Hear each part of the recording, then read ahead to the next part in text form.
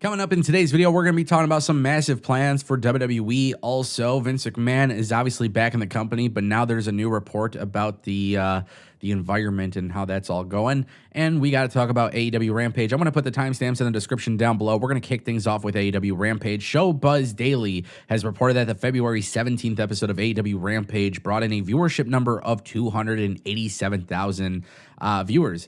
And it did have a 0.7 in the 18 to 49 demographic. And obviously, a lot of people are talking about this. A lot of people are scared for AEW. And of course, you got the tribalists out there who are talking about this as if AEW Rampage is going to get canceled. Now, I don't work for Warner Media's Discovery. I don't work for AEW. And as you guys know, if you watch this channel, I don't care about ratings. Then typically that is met with a response that says ratings matter. And typically when I see that response about ratings and how they matter, it never really comes from somebody who actually works within television, and they don't really know how to explain how ratings actually are calculated. However, it is a little bit of a concerning number that AEW Rampage was technically on a better time slot, and it still did low numbers. But here's the thing that a lot of people are also not understanding. AEW Rampage shouldn't be canceled off of 1 week where they had to move their show and their time slot due to another prioritized content that was obviously from TNT. If you don't know what I'm talking about, it was NBA All-Star Weekend, and regardless of how stacked and how good the Rampage episode actually was, that doesn't seem to be a difference maker here, and therefore the idea of Rampage being canceled or something like that, I just think it is absolutely ridiculous. I think it is part of this narrative to, with the tribalism shit. And to be honest with you, I think AEW Rampage was really good. So look, 200-something thousand viewers, 500,000 viewers. I guess what I'm trying to say is don't let the number of viewership really determine how you feel about a product, because television and how all of this stuff works, it's just such a different thing from the way in the past. And honestly, it's going to keep changing. I do think that it was a little bit of a crappier number because I always thought the 7 p.m. time slot would be good. But then also you got All-Star Weekend, and it's kind of like the lead-in for All-Star Weekend. Maybe 7 p.m. isn't a good time slot, but nonetheless, it's nothing for us to be concerned about. I just see the reactions. I don't think it's fair to AEW for a lot of people to be trashing it, especially when I personally watched it and enjoyed the episode of Rampage. Nonetheless, I want to turn our attention to Vince McMahon because there is a report about Vince McMahon and the backstage morale. According to PW Insider Elite, Mike Johnson reported that the environment in WWE in recent weeks has begun to again feel like walking on eggshells, a popular term that was used to describe the environment when Vince McMahon was previously in charge. The catalyst for that feeling coming back was said to be because of McMahon's return to the company and the sales speculation, as well as other factors such as the resignation of Stephanie McMahon. It was noted that most of this chatter hadn't come from wrestlers themselves, but rather employees of WWE working either backstage or in the company's corporate offices in Stamford, Connecticut. While morale is said to be still better than it was during Vince McMahon's previous regime, the energy of late is described as waning, with employees fearing that many of them can lose their jobs once a sale occurs. It was also stated that some felt WWE's recent office departures were related to the feelings of uncertainty, and that is that those of who had departed had a target in their backs due to their tenure and potential for higher premium salaries. Now, with that being said, we know that WWE is preparing for a sale. Now, obviously, the backstage morale seems to be pretty good with WWE in terms of the locker room of the wrestlers, the superstars in the company. When a report like this comes out and it seems to be a different feeling for those who work in the headquarter offices, it would make a lot of sense because from what we all know based on reports and social media, Vince McMahon is not involved with the television product, he's not involved with the creative, and he's not showing up at tapings, which probably makes things better for the talent.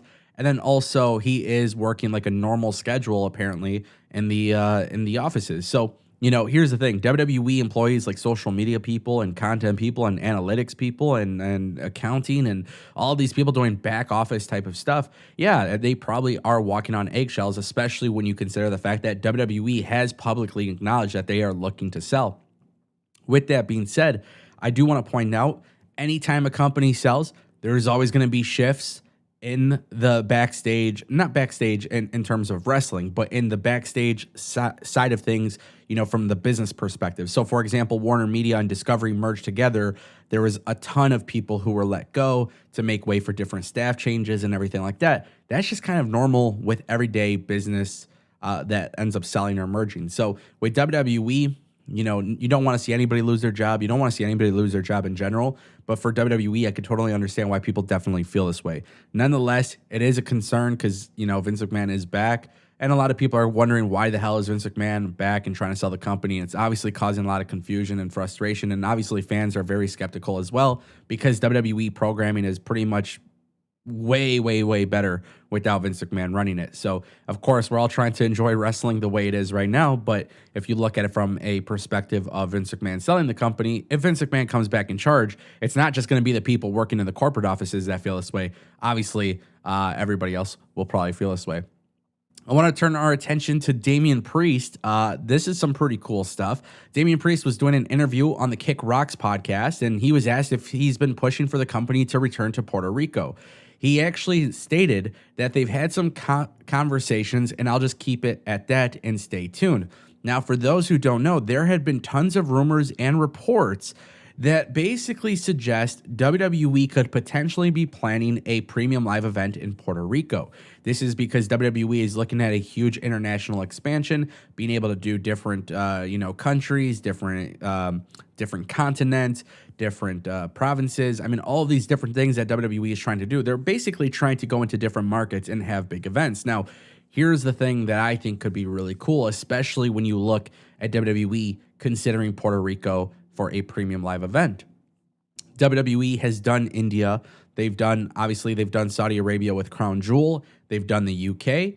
I can't recall the last time WWE ever did a premium live event in Puerto Rico, and I'm sure somebody out there can confirm whether they ever have or haven't, but I don't recall WWE has ever done that.